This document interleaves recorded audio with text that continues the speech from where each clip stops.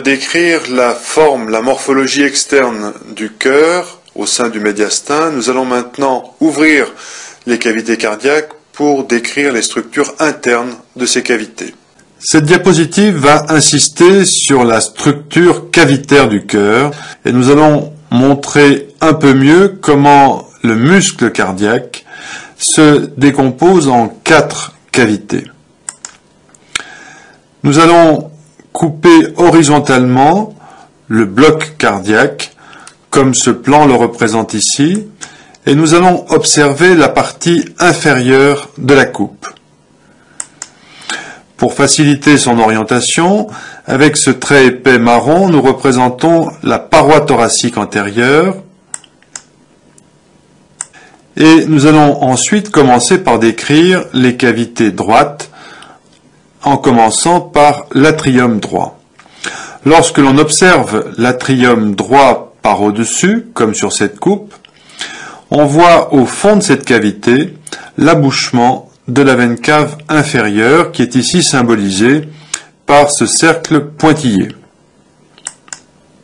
Voici donc l'intérieur de la cavité atriale droite et on poursuit la description sur le schéma en haut à gauche simultanément. Cette cavité s'ouvre dans la cavité ventriculaire droite, puis le sang sera dirigé vers le poumon pour son oxygénation et reviendra aux cavités cardiaques gauche par les veines pulmonaires.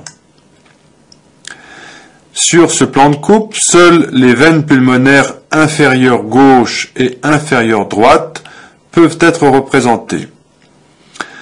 Ces veines pulmonaires vont toutes converger vers la cavité atriale gauche ou oreillette gauche, qui, bien évidemment, ne peut pas apparaître sur le schéma en haut à gauche, puisque masqué par les cavités droites. Cet atrium gauche va s'ouvrir ensuite dans le ventricule gauche.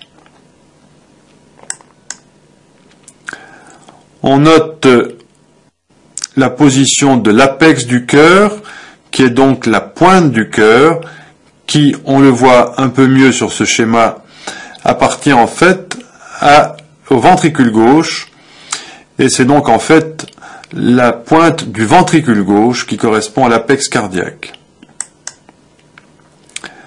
Cette coupe est riche d'informations sur les parois du cœur. En effet, on retrouve la notion essentielle qu'il n'y a pas de communication entre les cavités gauches et les cavités droites. Il y a donc entre les côtés gauche et droit un plan septal, plus ou moins épais, mais qui assure une parfaite étanchéité. Ce septum est nettement plus épais entre les ventricules qu'entre les oreillettes. Ensuite, ce schéma permet de voir que la paroi des atria, ou oreillettes, est toujours plus mince que celle des ventricules.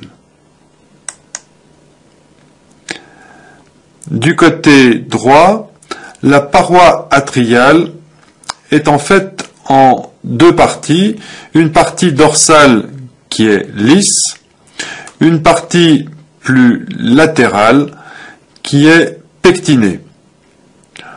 Une partie lisse qui a pratiquement la même structure qu'une paroi veineuse, une partie pectinée qui a un tissu musculaire beaucoup plus épais.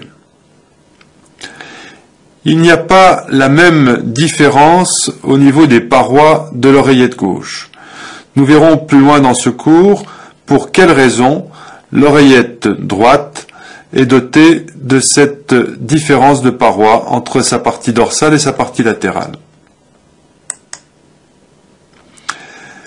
Au niveau de l'oreillette droite, il est facile de repérer le changement de paroi, puisqu'à l'extérieur, ce changement est marqué par un sillon terminal, et qu'à l'intérieur de la cavité, à ce sillon correspond une crête qu'on appelle la crête terminale.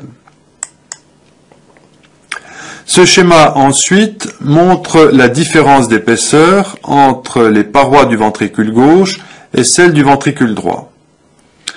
Cela permet déjà de comprendre que les cavités gauches seront des cavités à haute pression par rapport aux cavités droites, tout simplement parce qu'il y aura beaucoup plus de tissu musculaire dédié au ventricule gauche qu'au ventricule droit.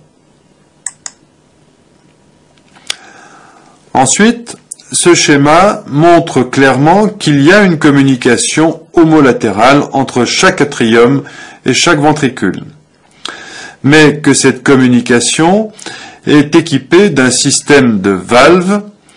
Il y a une valve atrio-ventriculaire gauche, une valve atrio-ventriculaire droite. Ce système de valves est équipé de cuspides, ce sont ces pointes qui font saillie dans la cavité du cœur. Ces cuspides vont fonctionner comme des systèmes anti-reflux, c'est-à-dire que le sang pourra passer des atria dans les ventricules, mais qu'il n'y aura jamais de reflux des ventricules dans les atria.